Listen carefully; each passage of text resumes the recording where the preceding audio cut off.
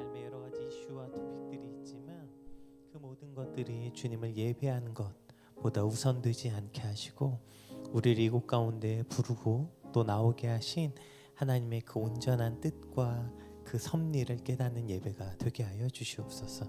이 모든 예배를 통하여서 하나님께 기쁨이 되는 예배가 되게 하여 주시옵소서.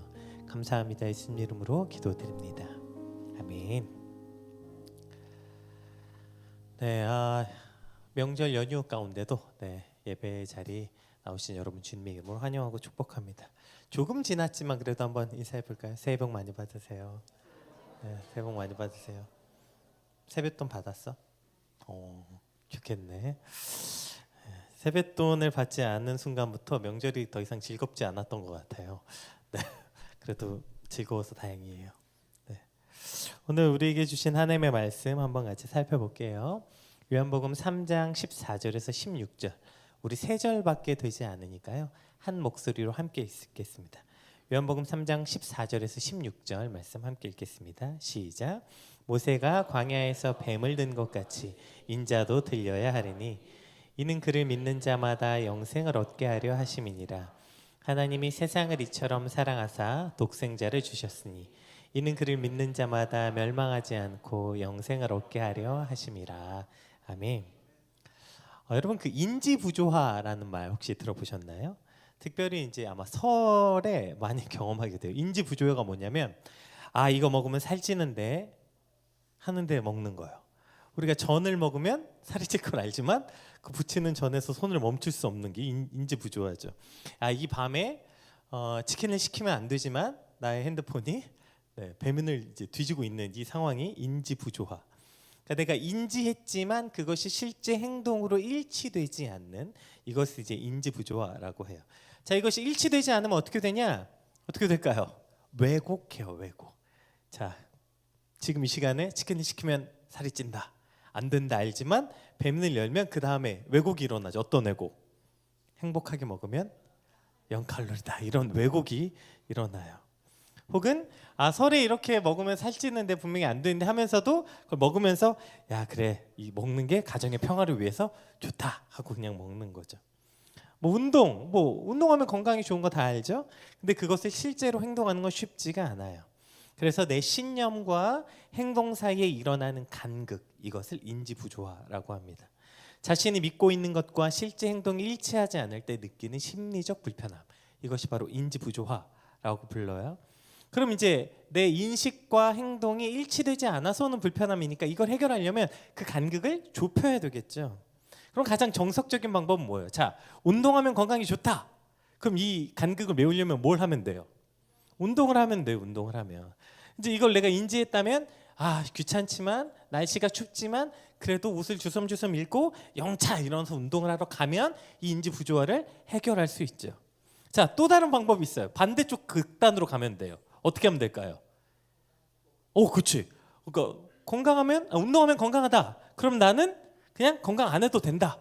골골대다 일찍 죽자. 이렇게 인지하면 이제 또 인지부조화를 해결할 수 있어요. 자, 근데 물론 이제 두 번째 거 너무 극단적이긴 하지만 그래도 둘 다 팩트죠.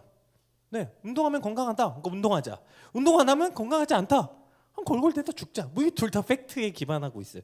문제는 이 팩트의 영역이 아니라 이걸 이제 왜곡하기 시작해. 이걸 해결하기 싫으니까 그 사이에 뭔가 이상한 걸 넣게 되는 거지. 이걸 이제 왜곡이라고 불러요. 그러니까 저 둘 사이에 간격을 줄이기 위해서 팩트가 왜곡되는 거죠. 예를 들면 이소룡은 운동을 열심히 했는데 40대 죽었다더라. 너무 열심히 운동하면 죽는다. 이런 왜곡들이 일어나는 거. 왜곡들. 내가 아는 사람은 운동을 한 번도 안 했지만 엄청 건강하게 오래오래 살더라. 이런 그냥 왜곡들을 하는 거예요. 이런 이상한 논리가 등장하고요. 어쨌든 이러한 것들이 우리가 인생을 살면서 겪게 되는 대부분 모든 사람들이 인지부조화의 상태를 겪게 됩니다. 그리고 이것을 줄이면 줄일수록 성숙한 인간이라고 우리가 불러요. 왜냐하면 저 인지부조화 상태가 심각해지면 이제 저 왜곡된 팩트를 진짜라고 믿어요. 제가 어저께 뉴스를 잠깐 들었는데 요즘 20대 일자리가 없다 이런 뉴스였어요. 근데 여러분 이런 뉴스 나온 지 10년도 넘지 않았어요? 언제 20대가 일자리가 있었나? 근데 이제 경제적 어려움, 새로운 일자리 부족으로 없는 건 물론이거니와 왜 20대가 일자리가 없냐면 기업이나 가게에서 더 이상 20대 직원을 채용하지 않겠대요. 왜일까요? 자신의 권리는 엄청나게 중요하게 여기는데 자신이 져야 하는 책임은 모른다. 그래서 20대를 뽑지 않겠다. 그래서 MZ를 뭐라고 부르는지 아세요? 무지의 세대라고 부른답니다. 무지. 네, 생각이 없다. 이렇게. 물론 이제 모든 20대 여러분 손 들어보세요. 네, MZ 여러분. 네. 뭐 모든 20대 여러분이 그렇지 않겠지만, 근데 제가 그 뉴스를 들으면서 그냥 불현듯 내가 사장이라면 생각해봤거든요. 나도 20대는 안 쓰고 싶을 것 같은 마음이 좀 들더라고요. 왜 그러냐면 이게 내가 져야 되는 책임과 그리고 실제 그 권리 사이에서 오는 갭을 메꾸지 못하니까 이걸 무슨 이상하게 왜곡이 일어나요. 나는 능력이 있지만 사장님이 거지 같다. 나는 열심히 하지만 회사가 날 몰라준다. 뭐 이런 식의 이제 왜곡이 일어나죠. 그러니까 나는 잘하고 있는데 회사가 쓰레기다. 뭐 이런 이제 왜곡된 정보가 일어나요. 그래서 노동법보다 인사를 먼저 배워라 이런 이야기를 이제 한다고 합니다. 요즘에 20대가 노동법은 빠삭하지만 예의는 모르는 세대.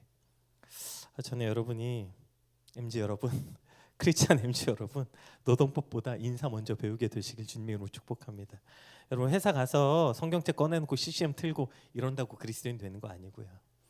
오는 사람들에게 인사 잘하고 예의 있고 성실함으로 하나님께 영광이 되시길 축복합니다. 어쨌든 인지 부조화는 나의 생각과 행동 사이의 갭, 그 행동으로 메우든 사실로 받아들이고 인정하든 이걸 메워야 되는데 이걸 못 메우니까 이상한 왜곡된 사실을 갖게 된다는 거예요. 여러분 우리의 신앙과 믿음은 어떨까요? 여러분 복음 너무 많이 들어봤죠? 복음이 뭐예요? 유앙겔리온, 굿뉴스, 기쁜 소식 다 알잖아요. 복음 모르는 사람 있어요 여러분? 다 아시잖아요. 복음 뭔지. 뭐 예배도 드리고 말씀도 읽고 기도도 하고 이 모든 거 복음이 뭐예요? 기쁜 소식이라는데, 그런데 우리는 복음을 믿는다고 하면서도 왜 여전히 기쁨이 없을까? 왜 우리는 복음이 있다고 말하면서도 우리 안엔 불안과 두려움에 떨게 될까? 이것이 바로 복음의 인지 부조화라는 거예요. 복음을 듣고 다 알았지만 이것이 우리 삶의 행동과 전혀 관계가 없는 괴리감이 생기는 거죠. 즉 우리의 복음의 인지 영역과 우리 삶의 사이의 갭을 뭘로 채울 것인가? 이것이 바로 신앙을 결정한다는 거예요. 여러분 오늘 본문 이거 모르는 사람 있어요?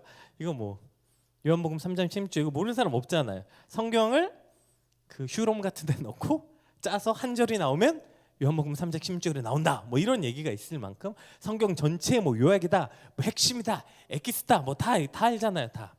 자, 요한복음 3장 16절은 다 아는데 이게 안타까워요. 여러분 이게 어느 문맥에서 나왔는가? 어디서 나온 거예요, 이거? 갑자기 예수님이 제자들 불러놓고 얘들아, 하나님이 세상을 이처럼 사랑하사 독생자 예수를 주신 내가 그리스도를 믿는 자마다 영생을 얻는다. 이런 데서 나온 거 아니죠? 어디서 나왔어요? 니고데모라는 사람이 등장해요. 요한복음 3장 1절 한번 읽어볼게요. 요한복음 3장 1절. 자, 시작. 바리새인이요. 뭐예요? 그러나 바리새인 중에 니고데모라는 사람이 있으니 그는 누구예요? 유대의 지도자라 이렇게 되어 있어요. 자, 그는 뭐래요? 바리새인이고 유대의 지도자다. 이 두 가지 정보가 있어요. 바리새인이 뭐예요? 유대 사회의 가장 엄격한 율법을 지켰던 종교 지도자들. 그리고 그는 모세 율법뿐 아니라 수많은 전통과 규칙을 추가로 만들었어요. 즉 아주 굉장히 철저한 신앙생활을 했던 사람들. 자, 그래서 니고데모는 누구보다 열심히 신앙을 가졌어요. 그걸 철저하게 다 지킬 만큼. 두 번째 누구였대요? 유대 지도자. 그래서 이제 유대 지도자는 산헤드린 공회원을 말합니다. 그러니까 이 산헤드린이 이제 유대 최고의 의회 기관이에요. 그래서 종교적 정치적 권한 가진 70명을 뽑았어요. 그 70명 중에 한 명이었다고요. 그러니까 당시 굉장한 영향력을 가졌던 힘이 있었던 사람이 니고데모. 자, 종교적으로도 굉장히 열심이고 그리고 권력도 있고, 게다가 오늘 본문에 나와 있지 않지만 이제 예수님 십자가에 못 박히고 돌아가신 다음에 요한복음 19장에 보면 니고데모가 예수님의 장례를 치릅니다.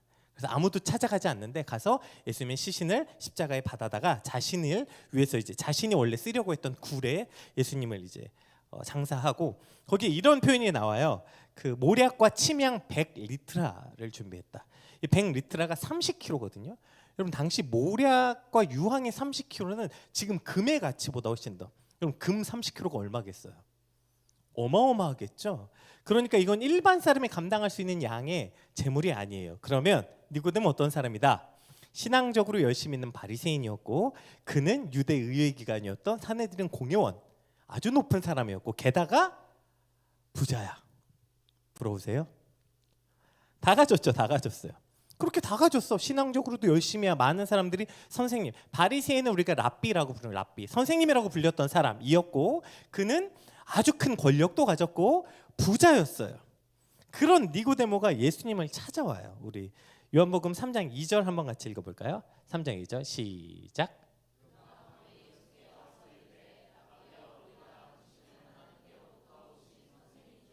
자, 여기까지만 읽어볼까요? 랍비요, 이제 밤에 그가 이제 예수님을 찾아서 랍비여, 우리는 당신이 하나님께로부터 온 선생인 줄 압니다. 이렇게 말해요. 신앙적으로 늘 최선을 다했고 모든 사람들에게 본이 됐고 경건한 바리새인이었고 세상적으로도 아주 성공한 산헤드린 공회원에다가 경제적으로 부유했던 이 다 가진 사람이 예수님을 한밤중에 찾아와서 하나님, 당신은 하나님께로부터 온 사람인 걸 내가 압니다. 게다가 지금 뭐라고 얘기하냐면 선생님이요 이렇게 말하죠. 그 니고데모는 예수님을 지금 뭐 메시아나 구주로 믿은 것도 아니에요. 아니 네 한밤중에 와가지고 뭐 이런 신소리를 하려고 온 거 도대체 왜 온 걸까요 예수님께? 자, 근데 더 이상한 일이 벌어져요. 예수님이 갑자기 이렇게 말해요. 그 얘기를 딱 듣자마자 그러냐? 뭐 그럼 난 선생이다. 아니면 나는 선생이 아니다. 이런 대답이 아니라 그 말 듣자마자 예수님이 3절에 이렇게 말씀하세요. 3절 읽어볼게요. 시작. 예수께서 대답하여 이르시되 진실로 진실로 내게 이르노니 사람이 거듭나지 아니하면 하나님의 나라를 볼 수 없느니라. 무슨 말이에요 도대체? 아니 니고데모가 밤에 예수님께 나온 것도 이상해. 나오자마자 당신은 하나님께서 보낸 사람인 줄 제가 압니다. 그랬더니 예수님이 거듭나라. 도대체 무슨 문맥의 흐름인 겁니까 이거 도대체? 그는 단순히 그냥 니고데모가 와서 하나님께로부터 선생님이다. 니고데모는 어떤 질문도 하지 않았어요 예수님께. 그런데 예수님이 갑자기 너 거듭나야 된다 이렇게 말씀하신 건 니고데모가 이 한밤중에 예수님께 나온 이유를 예수님께서 꿰뚫어 보셨기 때문이죠. 그는 열심히 살았고 사람들의 인정도 받았고 성공도 거두었지만 그 안에 채워지지 않는 공허함과 불안함이 늘 있었던 거예요. 그러니까 니고데모가 그 한밤중에 와서 예수님께 한 말은 예수님, 당신 나의 불안과 두려움을 해결해 줄 수 있는지 묻고 싶었던 거예요. 어떻게 하면 내 이 공허함과 불안함을 해결할 수 있을까? 이 답을 얻고자 예수님께 온 거예요. 그것을 이제 본질을 꿰뚫어 보신 예수님이 뭐라고 얘기해요? 거듭나야 된다. 니고데모는 아직 질문도 안 했는데 거듭나야 된다 이렇게 말하는 거예요. 물론 여러분 우리가 니고데모처럼 성공한 인생은 아닐지도 모르겠어요. 그러나 우리 안에 있는 공허함과 두려움의 본질, 이것은 니고데모 안에 있는 것과 우리 안에 있는 본질이 같다고요. 다들 무언가 열심히 합니다. 우린 예배도 드리고 기도도 하고 봉사도 하고 사역도 해요. 그런데 정작 내 마음에 있는 불안함, 두려움, 고통, 답답함, 이 모든 것들을 가지고 살아가는, 사실 니고데모와 다름없는 거 아닙니까?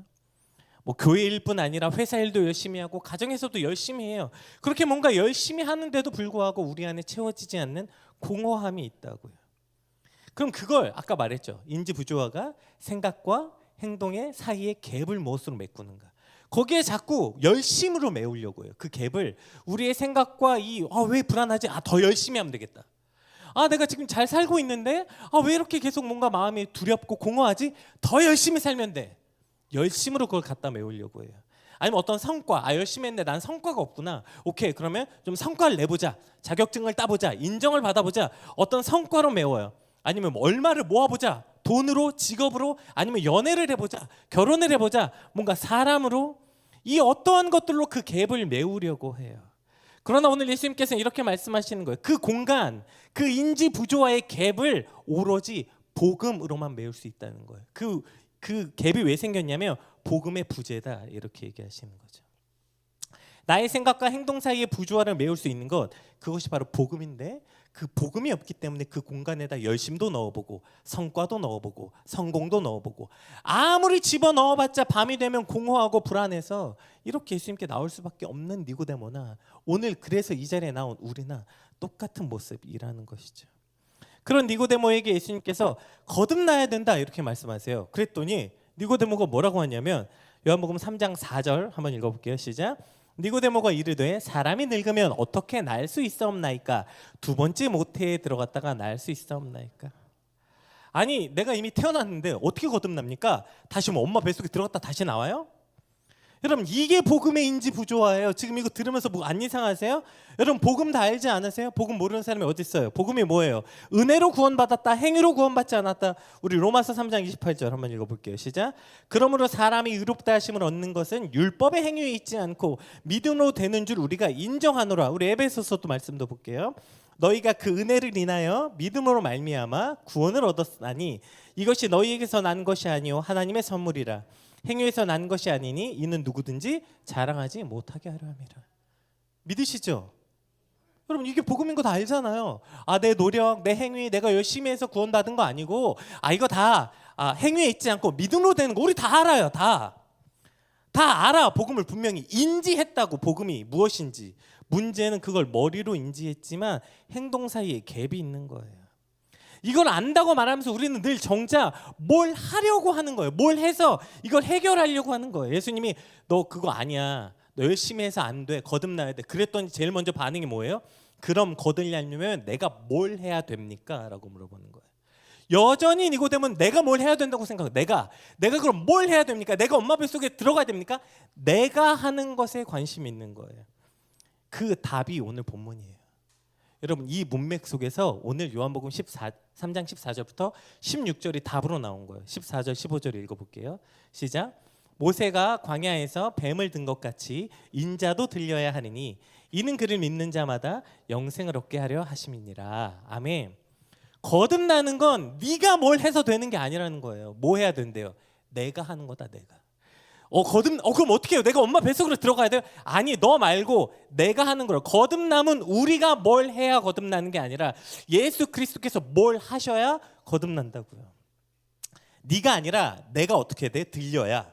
내가 놋뱀처럼 십자가에 들려야 그것을 믿는 자가 영생을 얻고 그것을 거듭남이라고 말하는 거예요.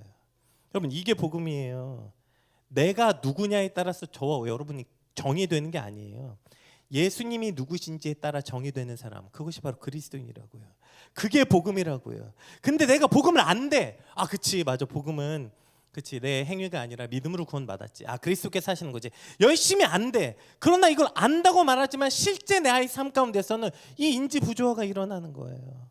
거듭남이 하나님이 주신 은혜라고 안다고 말하지만 여전히 내 노력으로 뭔가 채우려고 하고 내 열심으로 뭔가 채워보려고 하고 내 성과나 어떤 것들로 채워보려고 하는 거지. 늘 언제나 그럼 내가 뭘 해야 되나요? 라고 물어봐요. 그럼 어떻게 해야 되죠? 이제 제가 목사로 있으면 많은 분들이 물어봐요. 목사님 그러면 어떻게 해야 잘 사는 거예요? 어떻게 해야 믿음이 좋은 거예요? 어떻게 해야 신앙이 좋은 거예요? 너가 뭘 하는 게 아니라니까요. 내가 하는 건 복음이 아니에요. 그래서 예수님 계속 얘기해요. 너 말고 뭐 하라고요? 내가, 그리스도가, 예수님이 뭘 하시는지 봐라. 그게 복음이라는 거예요. 복음 여기서 시작하는 거예요.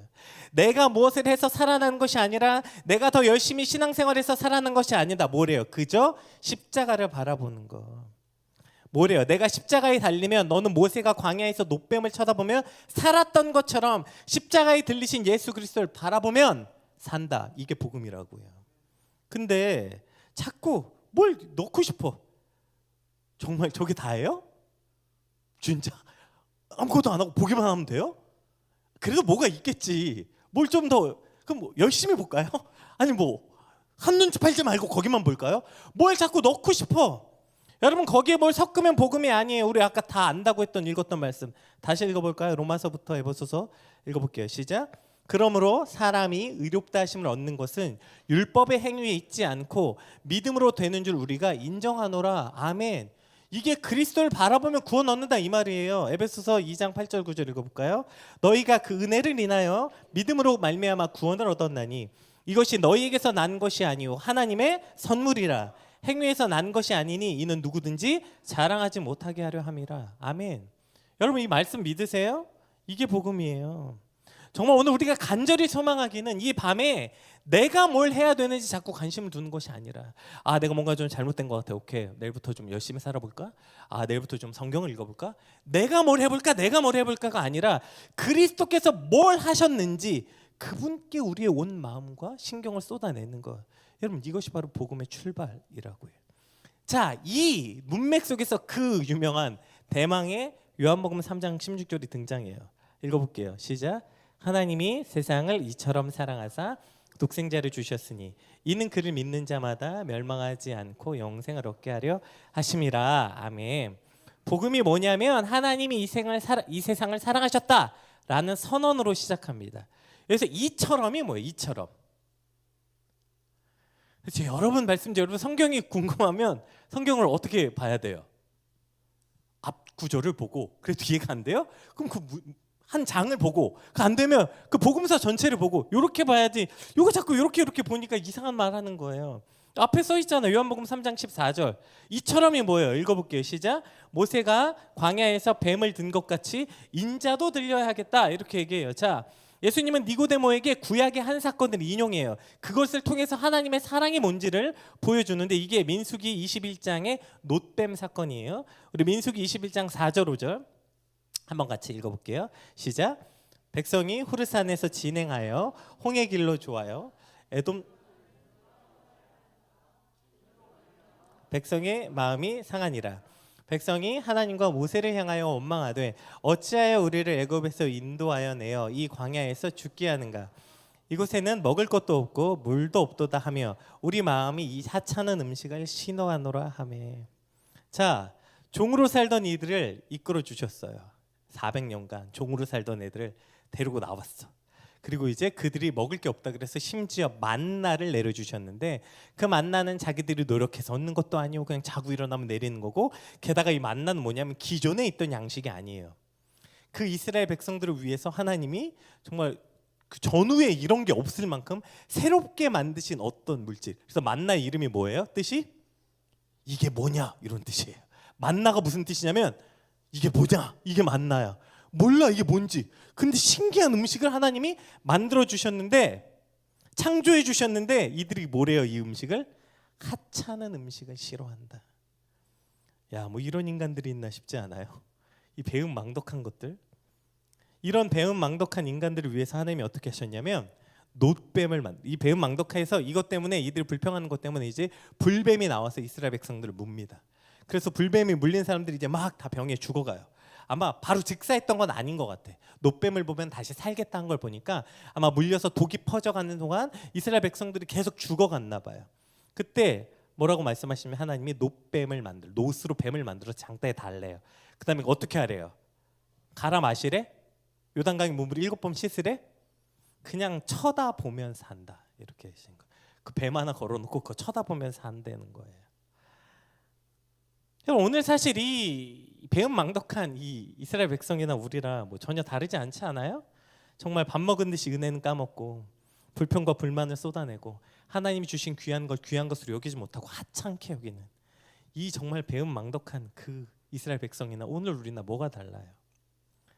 오늘도 죄를 향해 달려가는 그들을 향해서 어떻게 했대요? 이처럼이 뭐예요? 그런 이들을 위해서 놋뱀을 주신 것처럼 이러한 죄인들을 위해서 독생자를 주셨다. 이것이 바로 이처럼이에요. 우리가 사랑받을 만하고 나름 뭔가 열심히 하고 뭔가 이러고 있을 때 사랑을 받은 게 아니라 이처럼 배은망덕하고 개판이고 죽어 마땅한 이때에 그때 독생자를 주셔서 우리를 살게 하신 은혜, 이게 복음이다, 이 얘기하는 거예요. 자, 요한복음 3장 16절과 아주 비슷한 말씀이 구약에 나오는데 똑같아요. 스바냐 3장이에요. 근데 17절이야. 한번 읽어볼게요. 스바냐 3장 17절 시작. 너의 하나님 여호와가 너의 가운데 계시니 그는 구원을 베푸실 전능자시라. 그가 너로 말미암아 기쁨을 이기지 못하시며 너를 잠잠히 사랑하시며 너로 말미암아 즐거이 부르며 기뻐하시리라 하리라. 아멘. 너무 유명한 말씀이죠. 노래도 있잖아. 너의 하나님 여호와가. 근데 여러분 이거 스바냐 3장 17절 아까 얘기했죠. 성경을 꼭 그래서 통째로 보셔야 돼요. 자, 스바냐는 어떤 말씀이냐면 스바냐 1장에 보면 이렇게 시작합니다. 이 유다 백성이 여호와를 찾지도 않고 구하지도 않으며 이들이 바알과 몰렉을 섬겼어요. 몰렉 뭐 하는 거냐면 자기 자녀들을 그 불 사이에 지나가서 쪼개서 죽이는 일을, 이런 말도 안 되는 짓거리를 했다고 이스라엘 백성들이 하나님 앞에서. 그래서 이때 스바냐에 일어났던 유다 백성들의 영적 상태를 한마디로 하나님을 완전히 떠난 상태였다라고 많은 주석에 기록되어 있어요. 그러니까 이때 스바냐가 어떤 시대에 주어진 말씀이냐면 하나님을 영적으로 완전히 떠난 백성, 그 백성에게 주는 말씀이었어요. 그래서 스바냐의 주제는 뭐냐면 유다와 그 주변 나라에 대한 심판. 이게 스바냐의 주제예요. 그래서 너희가 이렇게 했고 이렇게 떠났고 너는 이제 이런 저주가 있고 이런 심판을 얻을 거고 쫙 얘기하다가 갑자기 쫙 너네 이랬고 쭉 나와요. 근데 갑자기 3장 17절이 나오는 거예요. 근데 너희 있잖아, 너희 진짜 개판이고 너희 몰렉 섬기고 바알 섬기고 음란하고 니네 진짜 개판이거든. 니네 인생 진짜 엉망진창이거든. 그런데 3장 17절 읽어볼게요. 시작. 너희 하나님 여호와가 너희 가운데 계시니 그는 구원을 베푸실 전능자이시라. 그가 너로 말미암아 기쁨을 이기지 못하시며 너를 잠잠히 사랑하시며 너로 말미암아 즐거이 부르며 기뻐하시리라 하리라. 아멘. 여러분 이게 복음이라고요. 너희가 막 열심히 하고 막 노력했을 때 아니고 진짜 개판이거든. 니네 인생 진짜 엉망진창이거든. 근데 내가 어떻게 너희를 미워하냐. 너희가 아무리 개판으로 살고 그렇게 살아도 어떻게 내가 너희를 사랑하지 않을 수 있겠냐. 너희가 뭘 잘하고 노력해서가 아니라 그냥 이것이 아버지의 사랑이라고요. 제가 이스바냐 말씀 가지고 이 뭐죠?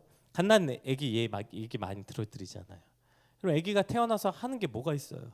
오늘 보니까 오늘 제가 뒤에서 보면서 굉장히 뭐죠? 처음이었던 것 같은데 이런죠, 그렇지? 2명의 임산부가 있는.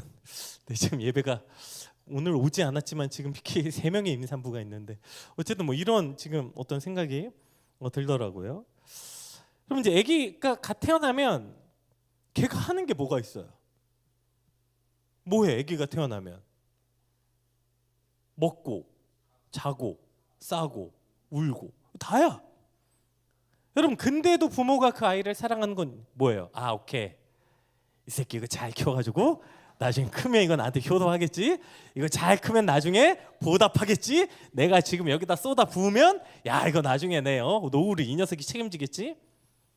여러분 이래서 아이를 사랑하는 부모가 어디 있어요? 여러분 나와보세요. 직관적이라니까 이제 막 임신하신 분들이 물어보더라고. 목사님 막 그럼 정말 어떻게 아기를 지금 그러니까 머릿속으로 생각이 되잖아. 오케이, 아기가 나면 이런 감정이라서 이렇게 어떤 인과관계를 통해서 아기가 사랑스러울 것 같죠? 아니에요. 아기 나보면 그냥 직관적이야. 뭐 인과가 없어. 그냥 이런 느낌이야. 와 사랑한다. 야 이런 느낌이야. 얘가 이렇고 이래서 이러한 인과관계 때문에 사랑한다가 아니에요. 그냥 직관적이야. 그냥 사랑한다. 이게 굉장히 이건 나봐야 되는데 어쨌든 걔가 내 아들이라 사랑하는 거예요. 뭐 걔가 효도할 것이라 사랑하는 게 아니고. 여러분 여러분이 하나님의 자녀라는 사실을 믿으세요? 그럼 이게 어떤 뜻이냐면 우리가 그런 직관적인 사랑을 받는 존재라는 걸 믿는다는 뜻이에요.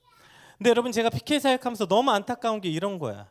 PK들의 신앙들이 대부분 다 어디에 왜곡돼 있냐면 다 여기에 왜곡돼 있어. 늘 뭔가 해야 된다고 생각해.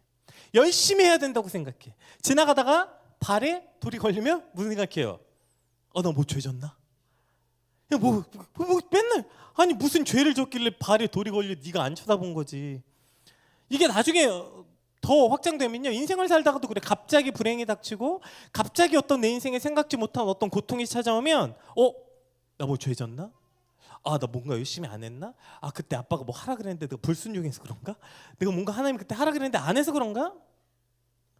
목회자 자녀로 살면서 열심도 있고 도덕성도 있고 나름대로 뭔가 열심히 사는데 여러분 너무 안타까운 건 PK들에게 복음이 없다는 거예요.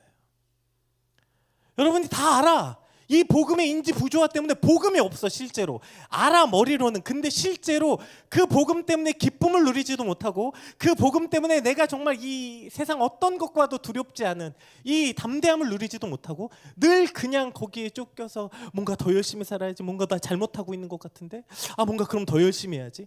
뭔가 잘못하고 있는데 그럼 뭔가 더 다른 걸 해봐야지. 복음이 없어요. 복음이.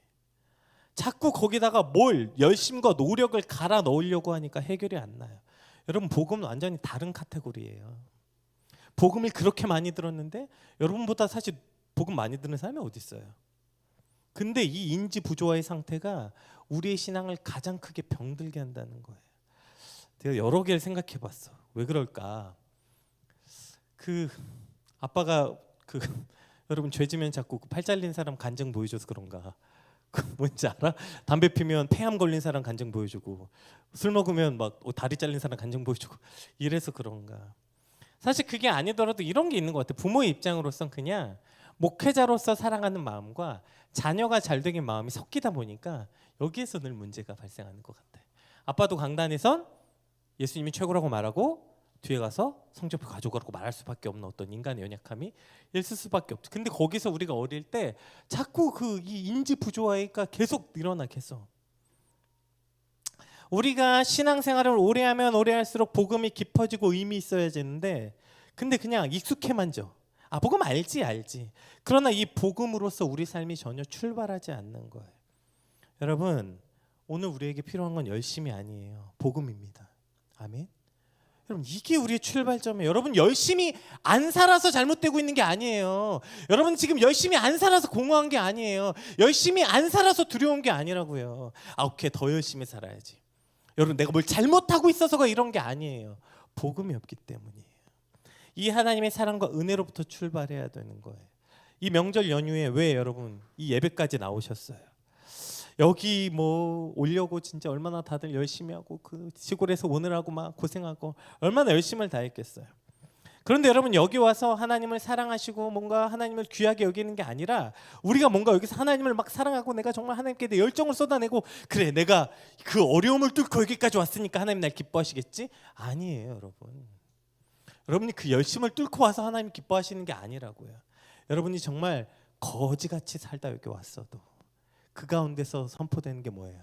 너의 하나님 여호와가 너를 어떻게 사랑하시냐면 기쁨을 이기지 못하게 사랑한다는 거예요. 하나님이 먼저 세상을 이처럼 사랑해서 우리가 여기 와 있다고요.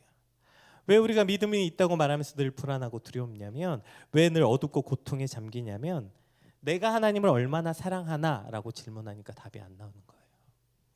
내가 얼마나 하나님을 사랑하나? 얼마나 사랑하세요? 고작 그만큼 사랑하는데 배은망덕하게 사랑하죠. 예. 늘 우리의 사랑 그 정도밖에 없죠. 답이 없죠. 나는 선한 것 하나 지킬 능력이 없죠. 그래서 이것을 사도 바울이 뭐라고 말하냐면 오호라 나는 곤고한 자로다. 누가 나를 사망의 법에서 건져내랴.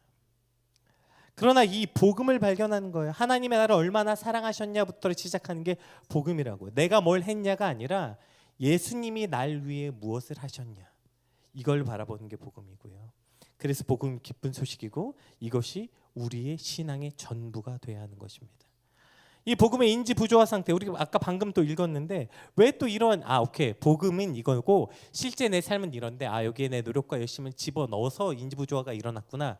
또 한 가지 인지 부조화 일어난 일이 있죠. 이것이 이제 아까 제가 잠깐 읽었던 로마서 7장 우리 21절에서 25절까지 너무 유명한 말씀이니까요. 우리 같이 한번 읽어볼게요. 시작.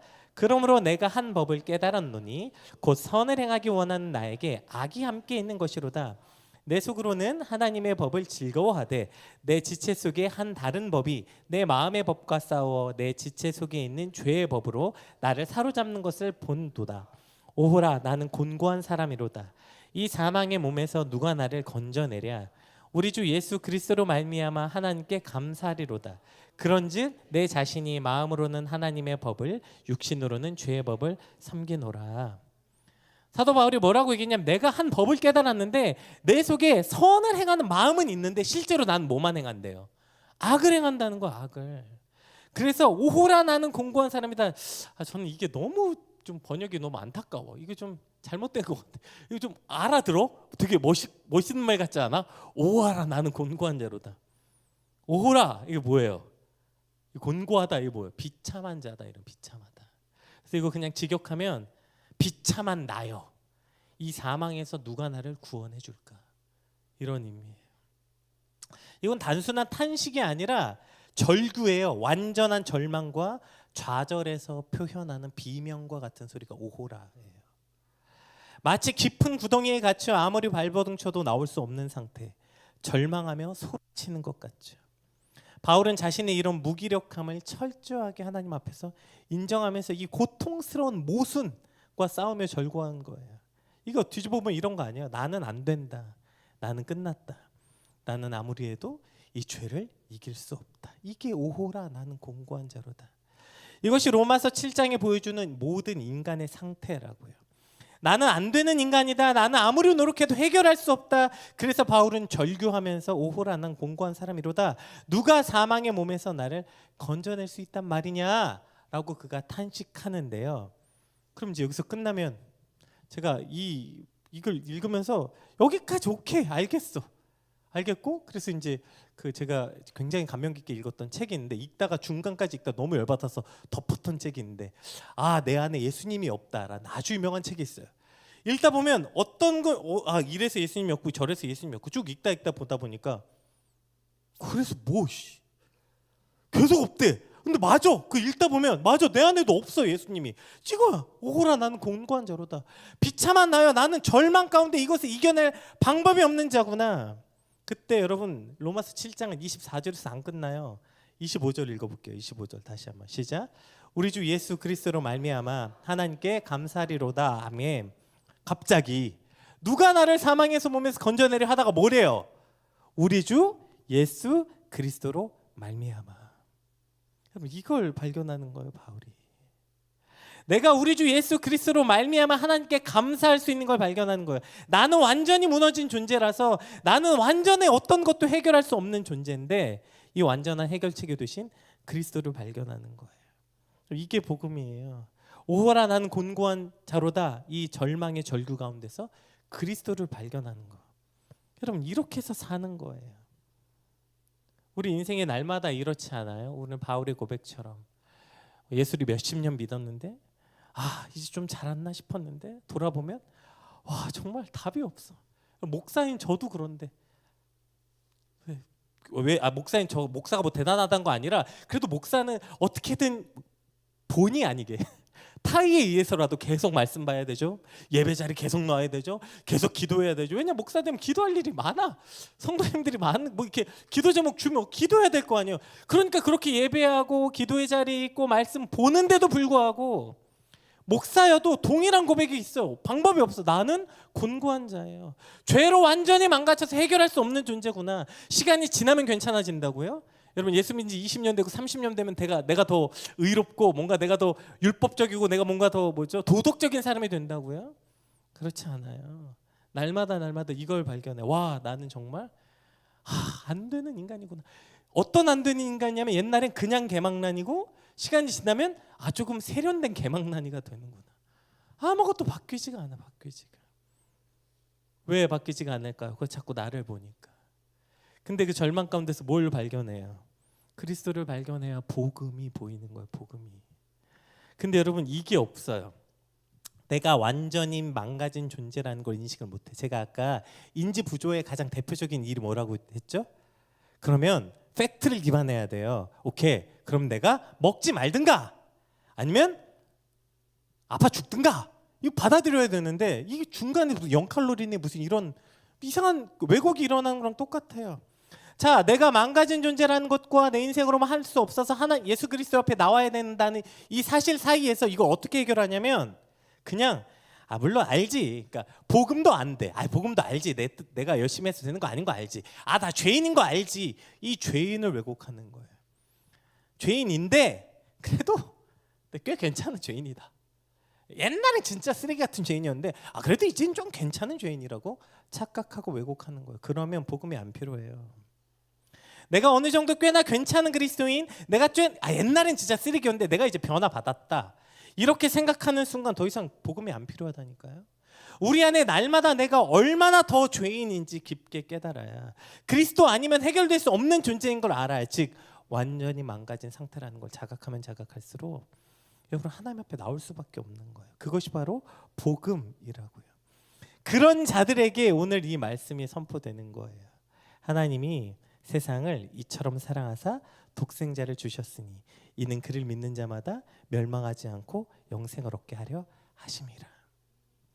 여러분이 그냥 가만히 있을 때 이 말씀 아무렇지 않아요. 어떤 이들에게 이 말씀이 필요한지 아세요?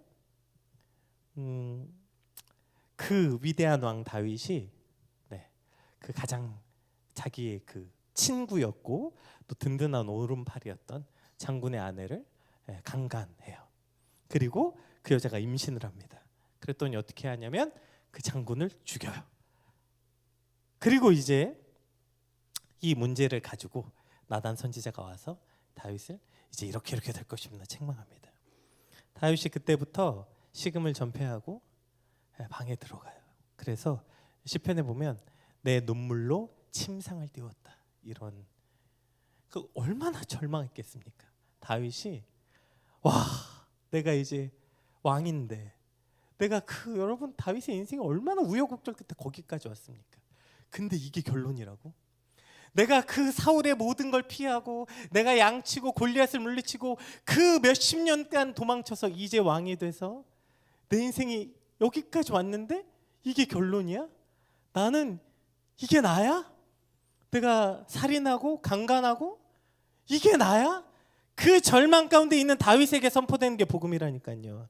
그 다윗에게 하나님이 세상을 이처럼 사랑하사 널 위해서 독생자를 주셨으니 이는 그를 믿는 자마다 멸망하지 않고 영생을 얻게 하려 하심이라. 이들에게 들려지는 게 복음이에요. 그 내 죄 때문에 해결되지 않은 그 절망 가운데 몸부림치는, 그래서 이걸 아까 사도 바울이 오호라 나는 곤고한 자로다라는 그 비명과 탄식이 없으면 여러분 복음 안 필요해요. 복음 안 필요해요. 응? 물론 나 죄인인 거 알아. 아는데 복음이 안 필요하다니까. 이게 인지 부조화예요. 여러분이 보셨을 때 여러분의 삶은 어떠세요? 점점 좋은 사람이 되고 있습니까? 아니면 늘 하나도 바뀌지 않는 그 자리인 것 같아요. 그래서 절망스럽습니까?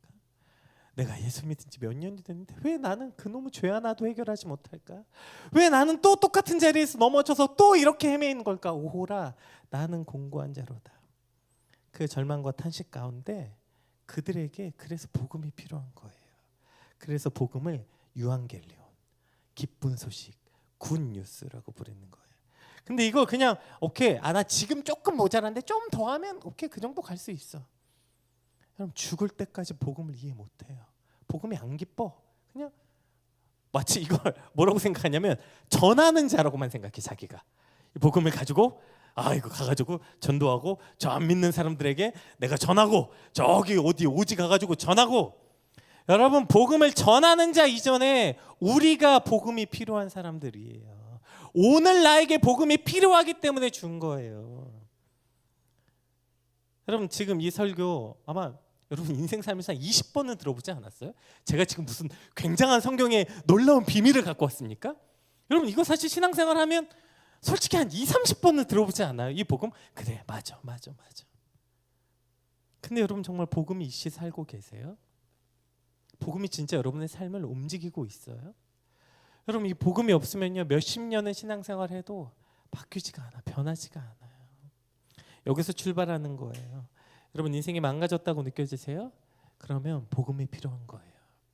여러분 인생에 절망의 순간이 있다고 생각하세요? 그럼 열심히 필요한 게 아니라 복음이 필요한 거예요. 내가 뭘 해야겠다, 내가 더 열심히 해야겠다가 아니에요.